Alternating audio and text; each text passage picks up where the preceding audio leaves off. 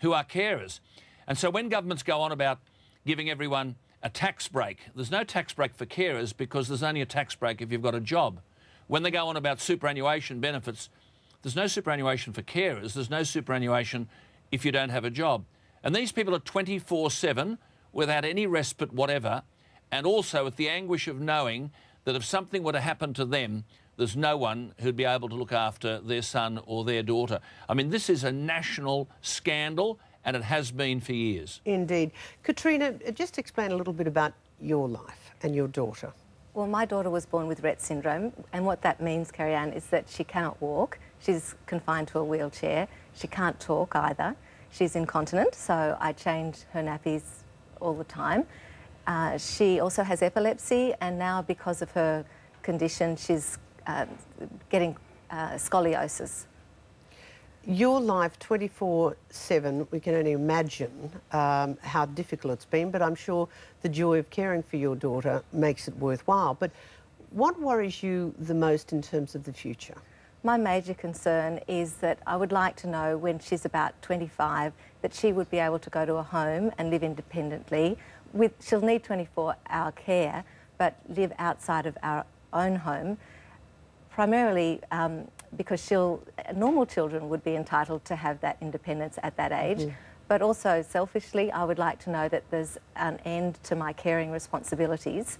Unfortunately, the situation nowadays is that if you want to get your child into a group home at that age, you have to abandon your child. And explain that. Just expand on that for me. Well, what families are forced to do is to leave their child in respite and simply not collect them, or leave them in hospital and not come back.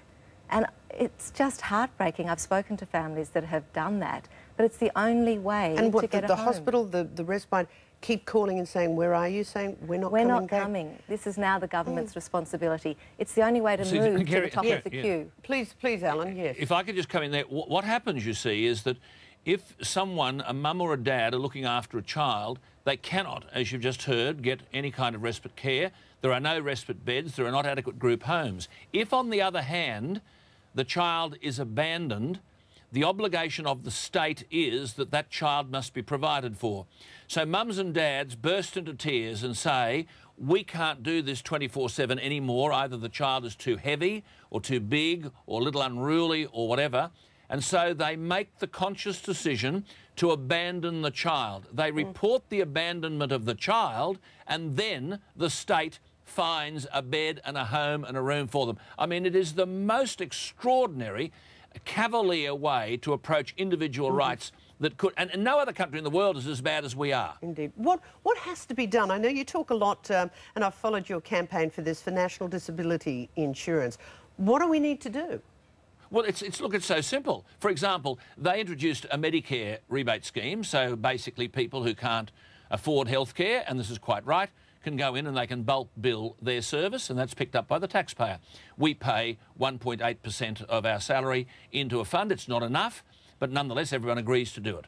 Now, all you'd have to do is to say, well, look, would Australians be prepared to add to their Medicare levy another 0.5%, say 2.2%, 2.3%, and the extra amount will be quarantined into a national disability fund, which will be administered to provide the kind of services and facilities that these people need. Kerry-Anne, they can't even get wheelchairs. They can't get speech therapy. They can't get occupational therapy. They can't get a bed to sleep in. The parents can't get a day, an hour of the year to relieve them from the work they're doing. Now, that fund, properly administered, would be able to do all of that.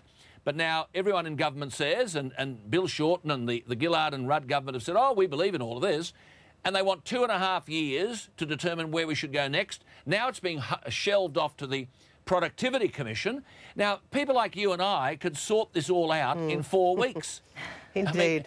Well, at least point one is, as you have done for some time, and we've done stories with carers on our program before, we have to shake Australia's heart to say this is fixable, it is doable, and open your heart. But Alan, thank you very much because I know you've been busy with your program all morning, for joining us and focusing on this, and congratulations with the story you've done with Women's Day. I'd just like to thank you and bid you a good morning. Thank you so much. Alan Jones joining us.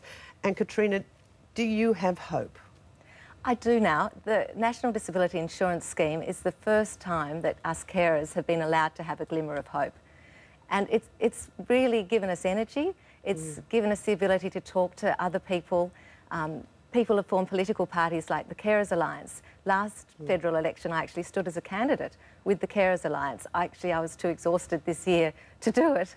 I was doing other things to do with disability advocacy. But unfortunately, it does fall on us parents and carers to do the advocacy, and we don't have that much time. Indeed. Every spare moment we have is... is... work 24/7. So, looking after the little fingers ones. crossed, here's hoping we will make some steps forward. And Katrina, thank you for your time. Thanks, Kerry-Anne. Okay. Yeah.